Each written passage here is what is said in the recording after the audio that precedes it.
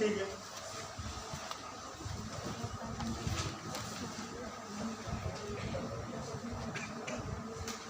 हम लोग खिल्जी वंश पढ़ रहे थे।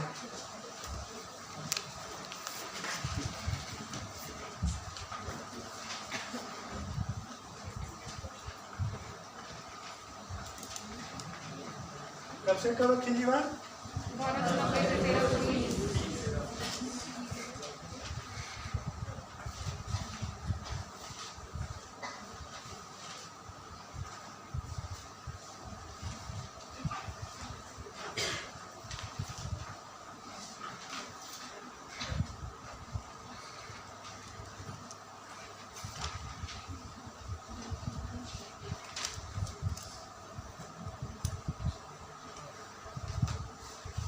वंश को साम्राज्यवाद का विस्तार का वंश भी बोल सकते हैं कि नहीं? दिल्ली सल्तनत का साम्राज्य विस्तार इसी वंश से होता है ना? होता है कि नहीं?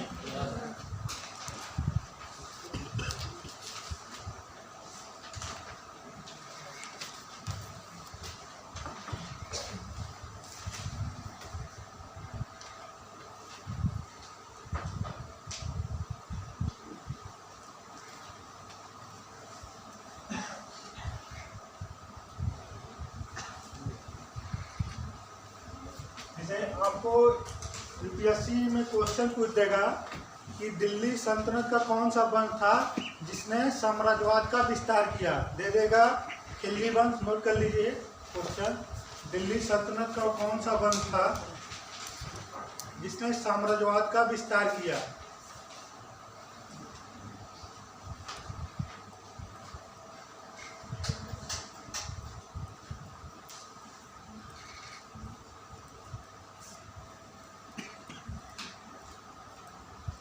पहला दे देगा गुलाम वंश, ऑप्शन ए गुलाम वंश,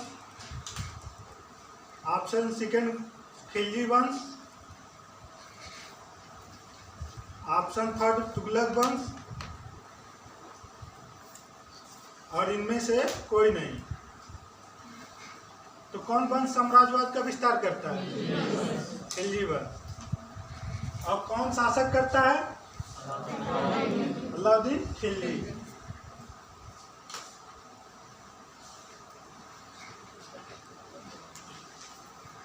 ठीक है, ये अपना इंडिया है। हाँ,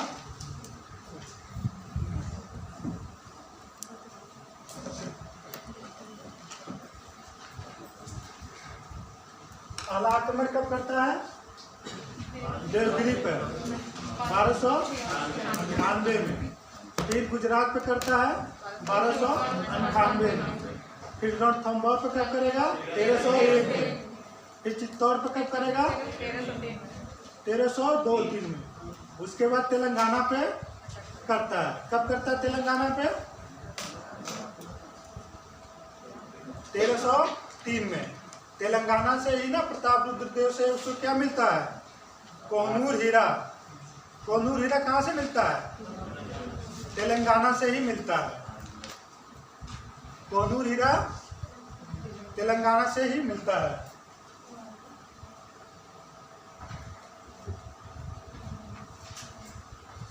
सीरी का तो नाम सुने हैं ना? सीरी फोर्ट दिल्ली के पास, दिल्ली में ही है और यही अपनी राजधानी बनाता है। और वो इसका जो रेड फोर्ट है, रेड फोर्ट जानते कौन बनाया था? कोई बताएगा? लाल महल। हाँ, बलबन ने बनाया था। तो इसी में इसका राज्याभिषेक हुआ था अलाउद्दीन खिलजी का, रेड फोर्ट में, लाल महल में। ठीक है, तो सीरी यहाँ दिल्ली के पास यहाँ इसने राजधानी बनाया। और पहला आक्रमण आपका किया था 1296 में देवगिरी पर। वहाँ का शासक कौन था? रामचंद्र देव। पराजित होते हैं और ये जीतता। तो फिर दूसरा आक्रमण कहाँ करेगा? गुजरात में।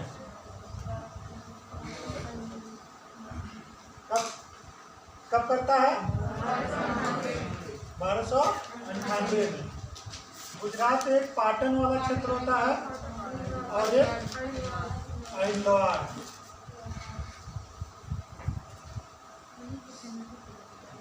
ठीक है। पाटन की कमला रानी का नाम सुना आप लोग? क्या थी? हाँ, कमला रानी और देवल रानी। कमला रानी क्या थी यहाँ की?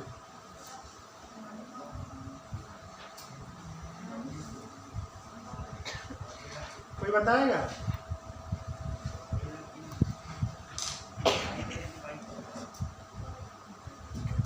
चलिए, जब पाटन पर आक्रमण करता है तो वो यहाँ से किस उद्देश्य से आक्रमण करता है?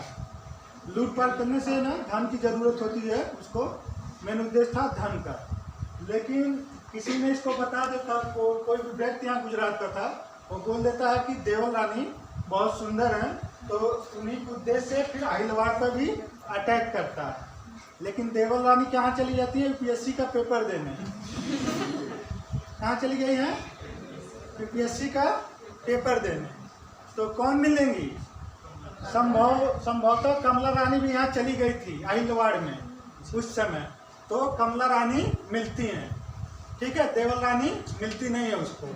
फिर क्या करता है? कमला रानी को लेके दिल्ली आता है और इनसे विवाह कर लेता है। ठीक है, यहीं से इसकी रक्त और तलवार की नीति लागू होती है। रक्त और तलवार की नीति क्या है?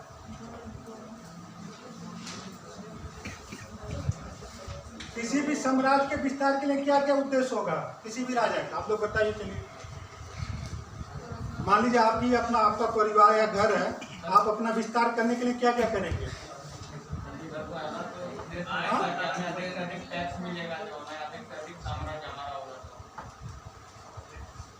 रक्त और तलवार की नीति इसने लागू किया था।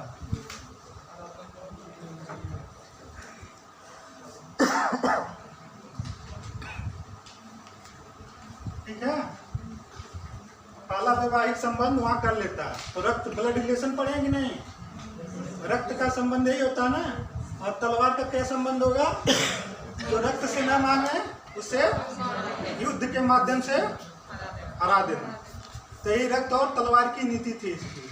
ठीक है, दूसरा बताइए क्या करेगा? बताइए, साम्राज्य विस्तार के लिए क्या कर सकता है? धन को इकट्ठा करेगा और सैनिक शक्ति बढ़ाएगा और आक्रमण करेगा और अच्छा रक्त तलवार और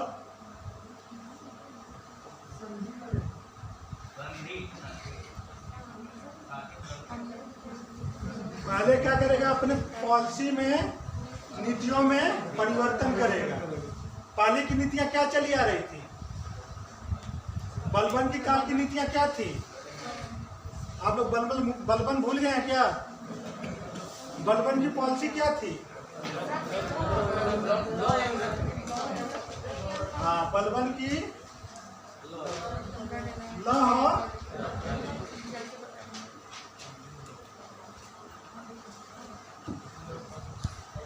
लौह एंड रक्त की नीति थी ना बलबन का। तो इस नीति में क्या करेगा? कोई भी साम्राज्य विस्तार करने के लिए वो इथिक्स और मोरल को क्या करेगा? हटा देगा। इसके पास कोई इथिक्स और मोरल नहीं है। साम्राज्य विस्तार करने के लिए वो इथिक्स मोरल लेकर चलेगा तो विस्तार कर पाएगा? नहीं करेगा। तो उसको वो क्या करेगा? हटा देगा, अलाउद्दीन खिलजी। और किसी भी तरह से वो अपने किसी भी अपने उद्देश्य को पूरा करने के लिए किसी भी राज को किसी भी खड़ेल के थ्रू वो क्या करेगा? जीतेगा। जैसे आप देखेंगे कि चित्तौड़ का विजय करता है ना, चित्तौड़ का विजय करता, वहाँ का राजा कौन थे? रतन सिंह। उनको धोखे से क्या करता है? गिरफ्तार करता और मार देता है। ठीक है, तो अपनी पॉलिसी में चेंज किया कि नहीं? ये न्यायप्रिय था, ये न्याय के ऊपर विशेष जोर देता था, क्योंकि हिंदू बहुल था, लेकिन इस पे विशेष जोर नहीं देगा। एक खुदा को क्या मानता था कि नहीं? खलीफा को जितना ये तवज्जो दिया था उतना ये देता है कि नहीं देता? ये नहीं देगा। जिले इलाही को हटा देगा, उसकी कोई महत्व नहीं है जिले इलाही वगैरह के लिए। ठीक है, तो ये अपने पॉलिसी में क्या करता है, परिवर्तन करेगा, चेंज करेगा साम्राज्य विस्तार के लिए। चित्तौड़ का विजय कब करता है? चित्तौड़ पर 1302। चलिए, चित्तौड़ में वो अपने पुत्र के नाम पे रखता है। उसका पुत्र का क्या नाम था? चलिए फैक्ट आप लोग बताइए, चित्तौड़ का क्या नाम रखा था? हाँ, खिज्र खां के नाम पे खिजराबाद। नोट कर लीजिए अभी।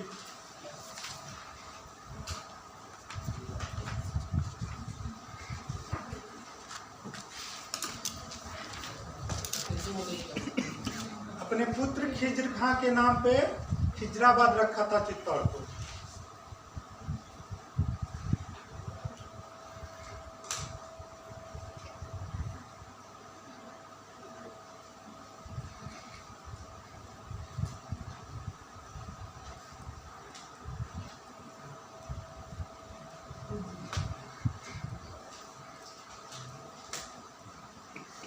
फिर अब कहाँ जाएगा? तेलंगाना। तेलंगाना है ना?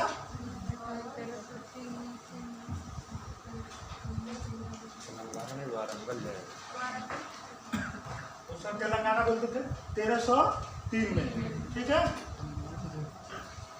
यहीं से इसको क्या मिलेगा? कोनूर हीरा मिलेगा। प्रतापरुद्र सेकेंड के देते हैं इसको। मलिक काफूर का नाम आप सुने? मलिक काफूर गुजरात से ट्रांसजेंडर था, उसको वहीं से ले गए थे। ठीक है, मलिक काफूर अत्यंत सुंदर था और वहीं से मतलब ट्रांसजेंडर को रखने का प्रचलन बढ़ जाता है। आप देखेंगे कि मुगल काल में ट्रांसजेंडर ज़्यादा हो जाएंगे, फिरोज तुगलक में ट्रांसजेंडर ज़्यादा हो जाएंगे। ठीक है, तो यहीं से मलिक काफूर को लेता है।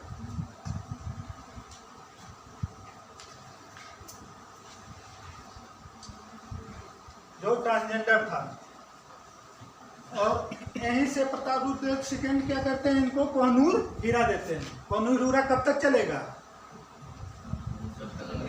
हाँ, तख्ते ताउस पे भी जाता है ना? हाँ, फिर ब्रिटेन की महारानी के पास चला जाता है। कोहनूर हीरा का नाम सुने कि नहीं आप? तो क्यों बोल नहीं रहे आप? हाँ, तो यहीं से मिलता है। समझ में आ गया कोहनूर हीरा कहानी? ठीक है, अब फिर दोबारा अपनी नीति में क्या परिवर्तन करेगा? डीपीएसपी का नाम आप लोग सुने हैं? क्या होता है? Direct principle of state policy. किस आर्टिकल में है?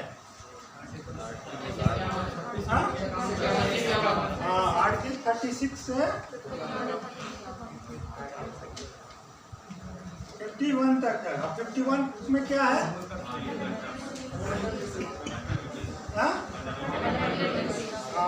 फंडामेंटल ड्यूटीज है। तो ये इस अपने राज्य के लिए फिर क्या करता है? कुछ नीतियां बनाता है। प्रतिबंध डीपीएसपी एक तरह से लाता है। क्या करेगा बताइए आप लोग? क्या करेगा? मद्य निषेध करता है कि नहीं करता? करता है ना? दूसरा काम क्या करता है?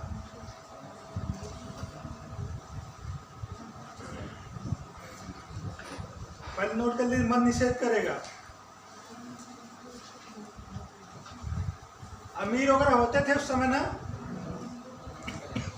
अमीरों का दमन मतलब उनके जो धन वैभव प्रॉपर्टी थी उनको क्या करेगा? जब्त कर लेगा। ठीक है, उनके अत्यधिक व्यय को क्या करेगा? रोक लगा देगा। इसके राज्य के नीति निर्देशक तत्व थे, राज्य के तत्व थे जो ये सब करता है। ये किस लिए कर रहा है? हाँ, विद्रोह भी ना हो और साम्राज्य का विस्तार करे। अच्छा, साम्राज्य विस्तार का उद्देश्य क्या रहा होगा उसका?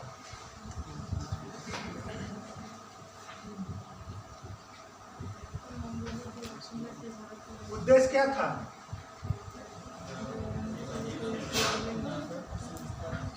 हाँ, क्या था? चलिए और बताइए आप लोग। आप लोग सोचेंगे नहीं तो लिखेंगे कैसे?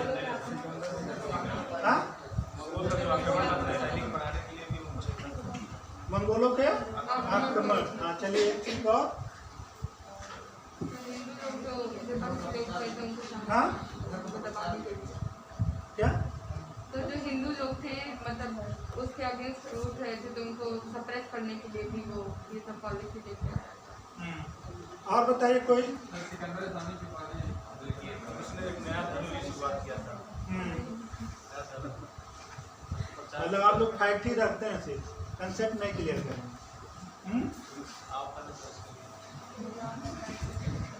चलिए फिर क्या करेगा? प्रशासनिक सुधार करेगा ना। प्रशासनिक सुधार में क्या करेगा? हाँ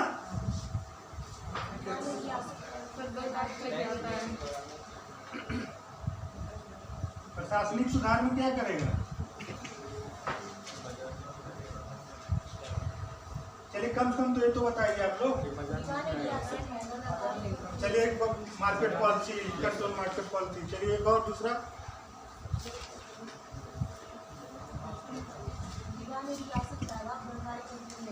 ये तो आर्थिक सुधार। चलिए हाँ भी आप रख लीजिए। प्रशासनिक सुधार, मुस्तक राज, दीवाने मुस्तक राज और दीवाने रियासत।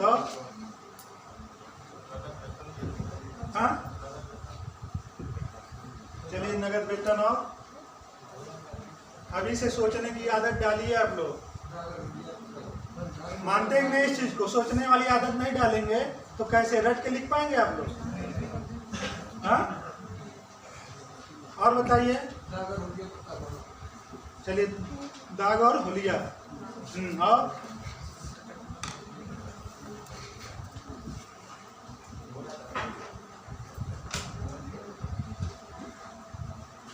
आप लोग बोल नहीं रहे हैं यार। कुछ पढ़ के नहीं आते हैं क्या?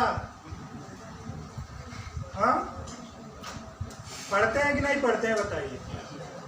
हाँ दीवाने वजारत क्या था?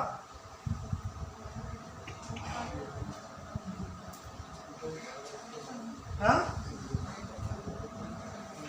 पीएमओ कार्यालय का नाम सुने हम लोग? हाँ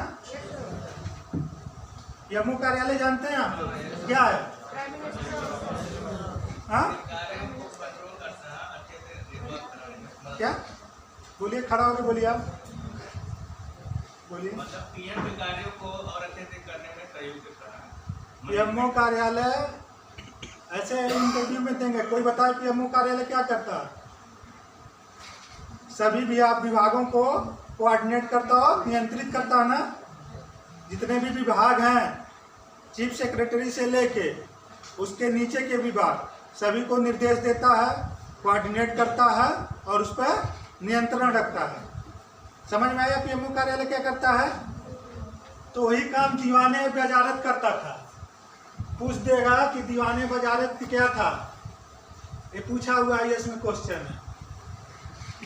सभी विभागों को पे नियंत्रित करता था, सभी विभागों का हेड था। वजीर होते थे ना, वजीर क्या करते थे? हाँ वजीर प्रधानमंत्री होते थे ना, होते थे ना।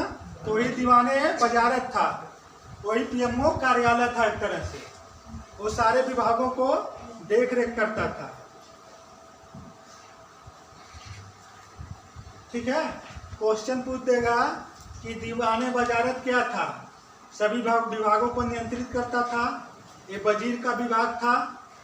हाँ फिर इसमें जो सुल्तान होता था उसका हस्तक्षेप था। इनमें से कोई नहीं। हाँ सभी विभागों को नियंत्रित करता था। ये ऐसे पीएमओ कार्यालय था। ठीक है। फिर दीवाने मुस्तक राज। दीवाने मुस्तक राज क्या था? हाँ वित्त विभाग था। ठीक है। दीवाने मुस्तक राज। हाँ दीवाने वजारत। हाँ डाल लिख लीजिए उसको, दीवाने मुस्तक राज। फिर दीवाने रियासत आप लोग बात कर रहे थे अभी। दीवाने रियासत क्या था? हाँ, यही कंट्रोल करता था। शाहनाई मंडी, शाहनाई मंडी नाम है, नाम सुने हैं आप लोग? हाँ, मार्केट को कंट्रोल करने का एक सिस्टम था और शाहना मंडी अधिकारी होता था। मुनियान वगैरह का नाम सुने होंगे आप लोग? हाँ, वही था, वही काम करते थे। तो बताइए चलिए, हम लोग यहाँ पर भी हम लोग आर्थिक सुधार में पढ़ते, लेकिन अभी हम बात कर ले रहे हैं बाजार जो नियंत्रण, बाजार नियंत्रण प्रणाली थी इसकी, मार्केट कंट्रोल पॉलिसी। क्या क्या कारण था इसको मार्केट नियंत्रण कंट्रोल पॉलिसी लाने का? हाँ? चलिए, ये तो कम से कम आप लोग बताइए, क्या क्यों ले आया होगा, क्या उद्देश्य रहा होगा लाने के लिए इसके पीछे? हाँ, क्या बोल रहे हैं? हाँ, पहला पॉइंट हो गया, वेरी गुड। और बताइए कोई? हाँ, टैक्स लेने के लिए वो नियंत्रित कर रहा है टैक्स। आरबीआई का आप लोग नाम सुने कि नहीं? आरबीआई मार्केट में क्या करती है? हाँ, आरबीआई क्या करती है? सीआरआर लाती है, रेपो रेट होता है, हाँ, रिवर्स होता है ना, एमएसएलआर होता है, एसएलआर होता है, बैंक रेट होता है, और क्या होता है? एफडीआई, एफपीआई की एफआई नाम सुने कि नहीं आप लोग? ये सब होते हैं ना। तो क्या करते हैं सब पूरा? हाँ? इसको क्या बोलते हैं? टोटल मॉनेटरी पॉलिसी बोलते हैं ना, मौद्रिक नीति बोलते हैं। तो सीआरआर क्यों जारी करता है आरबीआई? फाइनेंशियल मार्केट को रेगुलेट करने, फाइनेंशियल मार्केट को रेगुलेट करने। और कोई बताए? इन्फ्लेशन को रोकने के लिए, हाँ, मनी इन्फ्लेशन को स्टेबल करने के लिए। इन्फ्लेशन होता है ना, मुद्रास्फीति, मुद्रास्फीति। तो मार्केट पॉलिसी क्यों ले आएगा? मुद्रास्फीति के लिए लाया जाता है ना। आप लोग इतना मतलब सोचेंगे नहीं तो आईएएस में अच्छे नंबर नहीं उठ सकते हैं, ऐसे सोच के लिखना पड़ेगा आप लोग को। मॉनेटरी पॉलिसी पूरा कंट्रोल, आप मॉनेटरी पॉलिसी समझ रहे हैं इंडिया की?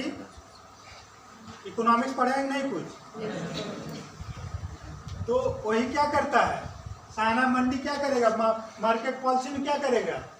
बाजार नियंत्रण प्रणाली जो है उसमें क्या करते हैं, क्या कंट्रोल करेंगे? तो यही तो हम पूछ रहे थे ना, यही तो बोलना था आप लोग को। हाँ, आखिर बाजार को क्यों व्यवस्थित करेगा वो? सैनिकों को सस्ते रेट पे सामान उपलब्ध हो जाए। क्योंकि मान लीजिए सैनिक को मिल रहा है कितना वेतन? 100 रुपये। हाँ, 100 रुपये टोटल मिल रहा है और मार्केट में दाल ही 100 रुपये किलो हो।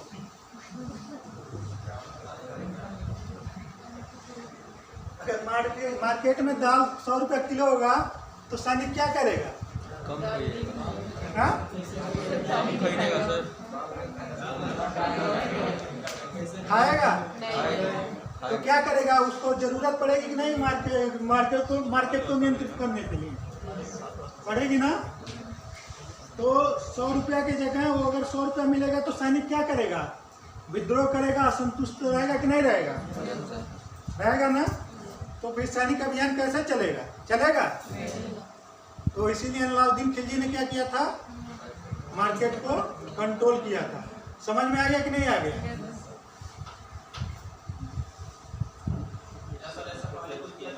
हाँ,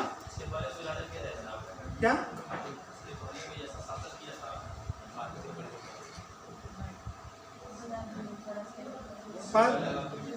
नहीं, पहले इसी ने किया एक तरह से। हाँ, यही से मान सकते हैं वास्तविक रूप से, क्योंकि उधर गोरी थोड़ा से चांसेज है वहाँ पे, लेकिन वास्तव में यही किया है। इसने पीडीएस की भी शुरुआत की थी। अभी हमारे यहाँ पीडीएस चलता है कि नहीं चलता? चलता है। पीडीएस की क्यों शुरुआत की? तो जो गरीब होते हैं उनको राशन मिल सके, खाना मिल सके, हम्म? सब तक भोजन पहुँचे इसलिए किया। अच्छा चलिए, और आप लोग बताएं पीडीएस क्यों शुरुआत किया होगा? अभी सोच लीजिए, अभी क्या हुआ था? लॉकडाउन हुआ था कि नहीं हुआ? गरीबों के लिए क्या दिया गया था? अभी जो भी मतलब वंचित हैं उनको पहले अनाज 2 और 3 किलो मिलता था, मिलता है ना? क्या रेट है इस समय? गेहूं का कितना है? हाँ? गेहूं का रेट कितना है पीडीएस में? और चावल का? तो गवर्नमेंट ने क्या किया था? महीने में एक बार मिलता था पहले ना, गवर्नमेंट ने क्या किया? 2 बार कर दिया था ना। तो पीडीएस में क्या करेंगे हम लोग? ये क्या किया होगा?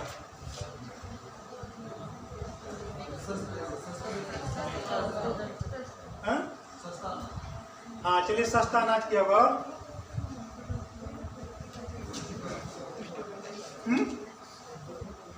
पीडीएस में क्यों लाया होगा बताइए आप लोग? अभी गवर्नमेंट ने क्या किया था? जब युद्ध और मंदी का समय आता होगा, जब युद्ध और मंदी का समय आता होगा। हाँ सही है। आपातकालीन स्थिति आई थी नहीं हमारे यहाँ, तो आपातकालीन स्थिति में इसको वितरित करने के लिए करेगा कि नहीं? एफसीआई का भी गठन करता है। एफसीआई जानते हैं ना? क्या करती है हाँ? अनाज को इकट्ठा स्टोर करती है। तो इसने भी अनाज को क्या किया था? स्टोर किया था। जैसे आपातकालीन स्थिति क्या पड़ जाता है, पाला पड़ गया या कोई दैवीय आपदा आ गई, तो उस समय के लिए ये सब काम अलाउद्दीन ने शुरू किया था। ठीक है,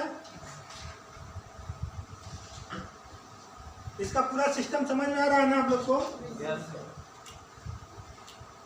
अब रेपो रेट और रिवर्स मार्केट पॉलिसी पर हम लोग आ रहे थे। ठीक है, तो रेपो रेट क्या होता है, रिवर्स रेट क्या होता है?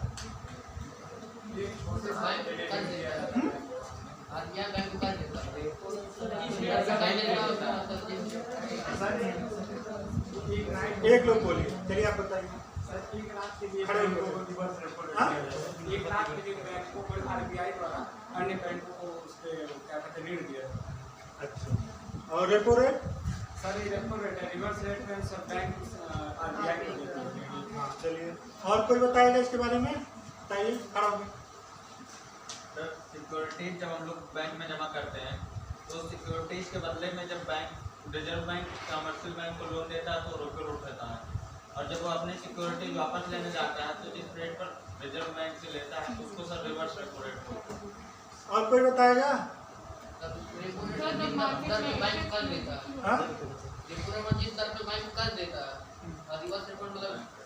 जिस दर पे बैंकों से आरबीआई लेता है।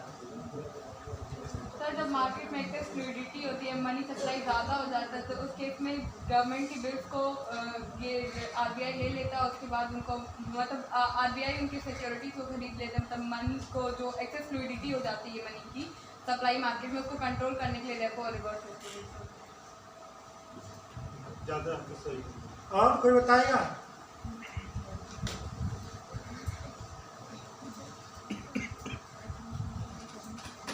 बताइए, और स्फीति और मुद्रास्फीति कैसे कंट्रोल होती होगी? इन्फ्लेशन और डिफ्लेशन कैसे कंट्रोल होता है ये? मॉनेटरी पॉलिसी और फिस्कल पॉलिसी दोनों से हाँ? फिस्कल पॉलिसी और मॉनेटरी पॉलिसी से दोनों। मॉनेटरी पॉलिसी तो पूरा है। हाँ?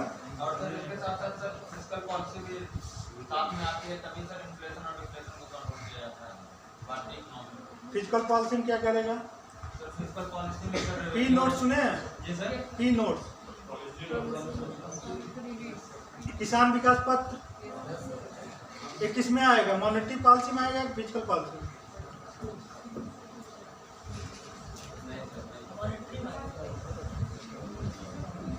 हाँ?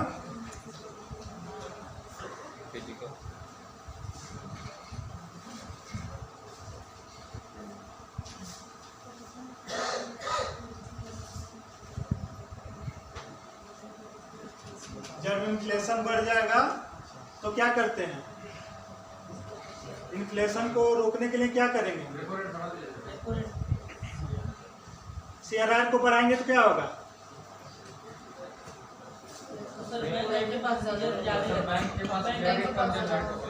यानी बैंक के पास पैसा चला जाएगा RBI के पास, हाँ, डिपॉजिट ज़्यादा होगा और बैंकों के पास पैसे कम हो जाएंगे। सामान्य भाषा में क्या होगा? RBI के पास पैसा सब चला गया और बैंक के पास पैसा कम हो गया। बैंक के पास जब पैसा कम हो जाएगा तो बैंक क्या करेगा? इंटरेस्ट हाई लेवल, लोगों को ब्याज नहीं दे पाएगा, मतलब लोगों को लोन नहीं दे पाएगा। लोन नहीं देगा तो मार्केट में पैसा का इनफ्लो कम हो जाएगा। कम हो जाएगा ना, तो मुद्रास्फीति कम हो जाएगी। मान लीजिए आप कोई भी है, ठीक है, पहले उसके पास 100 रुपया था, तो अपने 100 रुपये के बेस के आधार पर खर्च करेगा। जो मार्केट में पैसा खर्च करेगा वो 100 रुपया को देख के ही खर्च करेगा ना। अब क्या किया, मार्केट से पैसा उठा लिया 20 रुपया, RBI ने ले लिया मार्केट से 20 रुपया ले लिया, तो आपके पास कितना बचा? 80 रुपया बचा। अब इस समय आपको 80 को बेस के रख के खर्च करेंगे ना। 20 रुपया मार किसके पास चला गया है? तो इससे क्या होगा? इन्फ्लेशन बढ़ेगा घटेगा? समझ में आ गया इन्फ्लेशन? हाँ, क्या समझे, कोई बताए?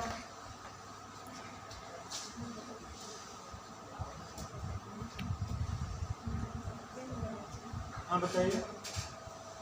सर इन्फ्लेशन से समझा, जब मार्केट में इन्फ्लेशन हो जाता है तो RBI अपने मॉनेटरी पॉलिसी के द्वारा मार्केट से पैसा अपने पास ले लेती है और जिससे आप लोगों के पास पैसों की कमी हो जाती है और वो डिमांड नहीं कर पाते हैं तो इन्फ्लेशन कंट्रोल होने लगता है। यही होता है ना? Yes sir. मनी सप्लाई बंद हो जाती है, कम हो जाती है। समझ में आया कि नहीं इन्फ्लेशन वगैरह के बारे में? क्वेश्चन आता है, IAS में बहुत क्वेश्चन यहाँ से आता है और अब PCS भी पूछना शुरू कर दिया है, ठीक है। CRR अगर बढ़ा दिया गया तो इन्फ्लेशन घटेगा कि बढ़ेगा? हाँ? और CRR अगर कम कर दिया गया तो हाँ? समझ में इतना आ गया आप लोग को? क्लियर है ना? यही मॉनेटरी पॉलिसी थी। तो यही बाजार नियंत्रण प्रणाली कौन लागू किया था? अलाउद्दीन खिलजी, ठीक है। अब प्रशासनिक सुधार में और क्या करेगा? इसके जगह मुहत्सिब नामक अधिकारी को नियुक्त किया था।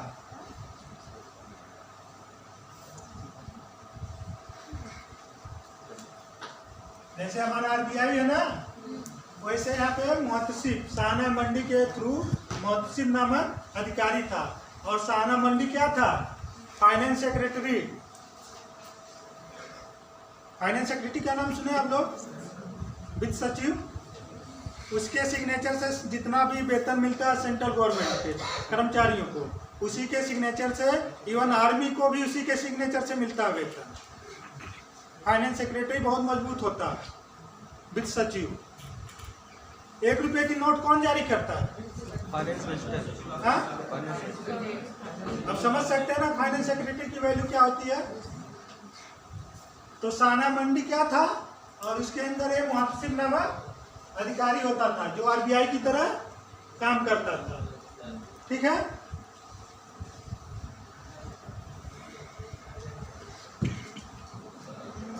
फिर क्या करेगा ये प्रशासनिक सुधार के बाद? सैनिक सुधार पे बल देगा। RJ ममालिक का गठन करेगा। दाग और चेहरा प्रथा ले आएगा कि नहीं लाएगा? सैनिकों को नगद वेतन देना शुरू करेगा कि नहीं करेगा?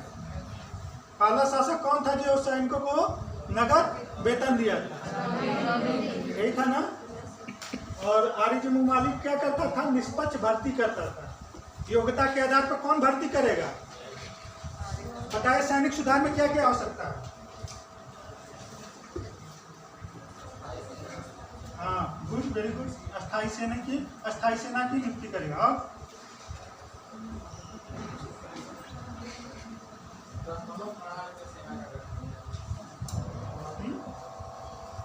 आप बताएं, आप लोग सोच के सैनिक सुधार में क्या क्या हो सकता है? उनको ट्रेनिंग दिया जाएगा। चलिए ट्रेनिंग दिया गया। और सर उनके हिसाब से मार्केट, हाँ उनके हिसाब से मार्केट चलिए और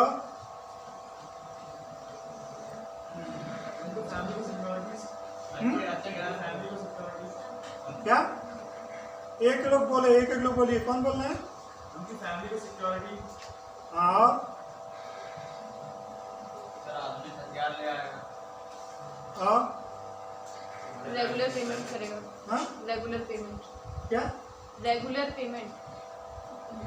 पहले तो एक विभाग का गठन करेगा ना, जो सैनिकों की कल्याण की बात करे, सैनिक सुधार की बात करे, सैनिक में जो भ्रष्टाचार हो उसको रोके। तो क्या करेगा सैनिक सुधार में?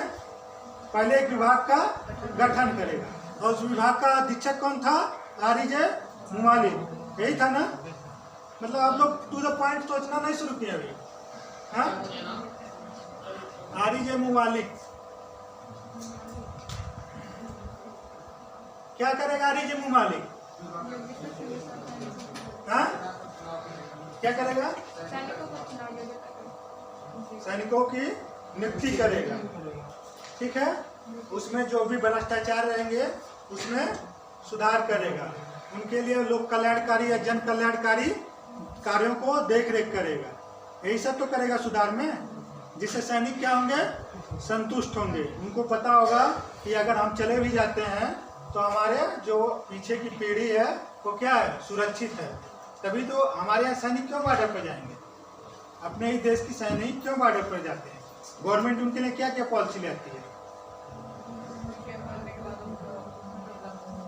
फैमिली की सिक्योरिटी हो। और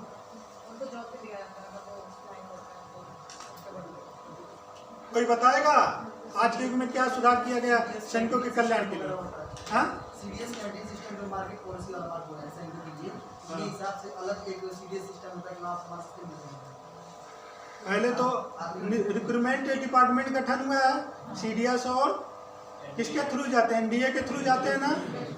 तो ऐसे ही तो ये सब भी किए थे। करेंगे कि नहीं करेंगे? फिर क्या होगा? तो सर ट्रेनिंग सेंटर है, सर ट्रेनिंग सेंटर है। ट्रेनिंग सेंटर तो वहाँ भी रहा होगा ना। ट्रेनिंग सेंटर तो आरजे मुमालिक क्या करता था? यही तो काम करता था।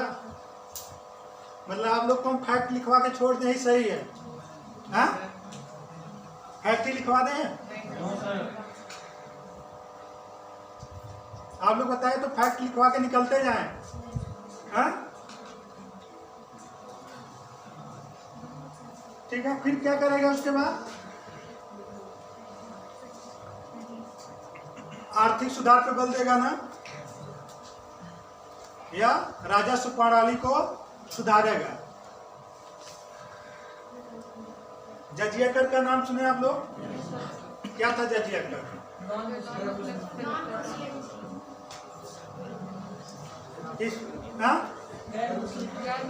गैर मुसलमानों, उसमें किसको किसको वंचित रखा गया था?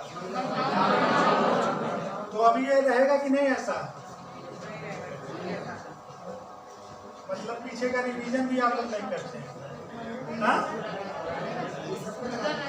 कौन फिरोज शाह तुगलक लगाता है ना? हाँ? मतलब आप लोग जो पढ़ते हैं वो भी भूल जाते हैं। जजिया कर कौन सब पे लगाएगा पूर्ण रूप से? फिरोज शाह तुगलक लगाएगा। फिरोज शाह तुगलक आ गया क्या? हाँ? नहीं ना आया है। तो जजिया कर में अभी किसको? हाँ, महिलाओं वो वंचित रहेंगी। अभी भी याद रखिए, नहीं सोचिएगा कि इसने मतलब लगा दिया टैक्स कलेक्शन के चक्कर में। ठीक है। खुम्स क्या होते थे? खुम्स का नाम कोई एक दिन चर्चा कर रहा था, आप कर रहे थे। खुम्स क्या था? लूट का भाग होता था ना।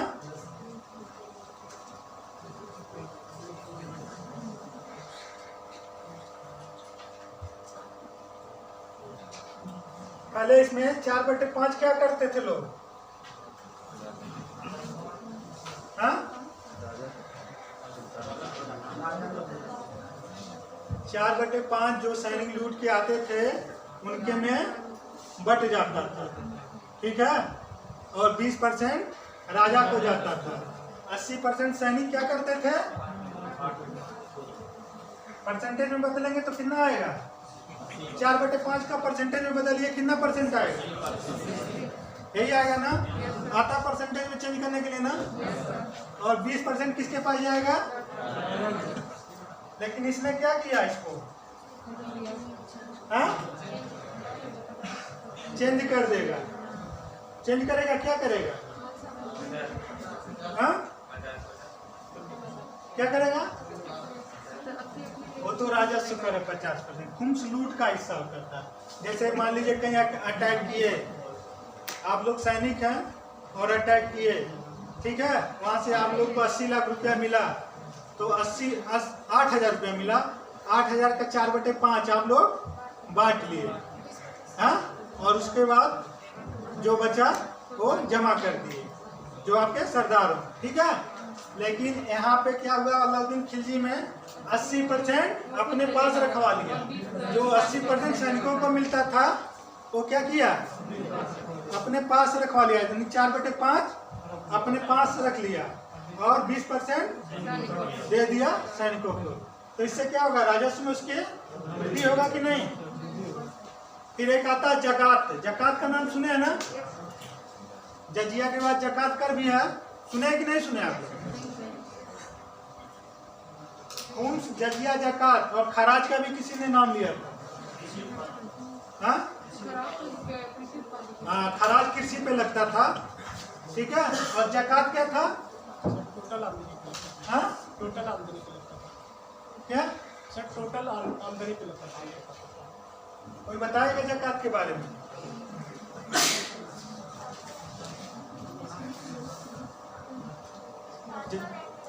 हाँ, जकात क्या था?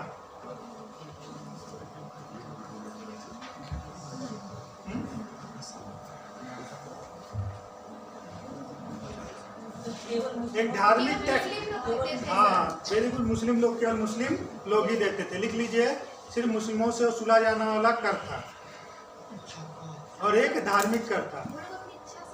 हाँ, जकात अपनी इच्छा से देते, एक धार्मिक टैक्स था। हाँ, देना ही मस्त है जकात। हाँ, जकात देना कम टू मत। ठीक है, आज हम लोग का फ्री टाइम निकल गया है और कुछ और है उसको नोट करवा देंगे, ठीक है। अलाउद्दीन खिलजी कब तक रहता है? 1296 से 1316 तक। फिर उसके बाद कौन आता है?